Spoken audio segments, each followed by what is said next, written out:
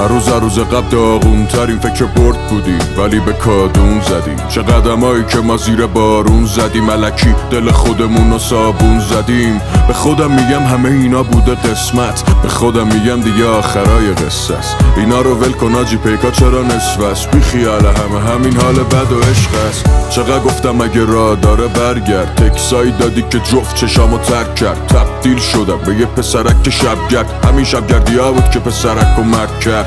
تو دور و زمونه تراولا معلومه به چش نمیاد دیگه مرام ما انا لله. بزا برن همه دور شن ازم، بازگشت همشون به سوی ماست. زیر کلی فشار میکنه بدنم درد، بهترین رفیقم جلو خودم قدلم کرد. انتظار نمیرفت کسی آرومم کنه، ولی بجاش تو سختی ها ننم بغلم کرد.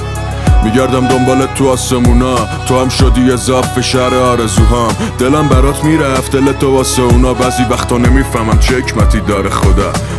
واسه ما تموم شده فصل عاشقی، کل وجودم رو گذاشتم آخه واسه کی؟ میرسید تنها به طاقتم به مرز پارگی، بلدی تنها به نقش شده رو بد بگا بدی.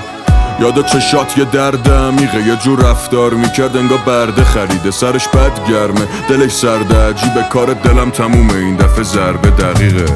ما که همیشه بود سرمون پایین، ولی چیکار کنیم که پشتم گاومون زاید. خودیامون مثل کلاغ به باغمون زدن، یه ورشون نبود که تو اون باغبون مایی. همه بار زندگی رو کول ماست یه ریز، من میگم شانس ندارم تو میگی تاس بریز. حاجی دلمو شکست خدا میگیره خیرشو، شاید پیش خودش بگه و ناس که نیست.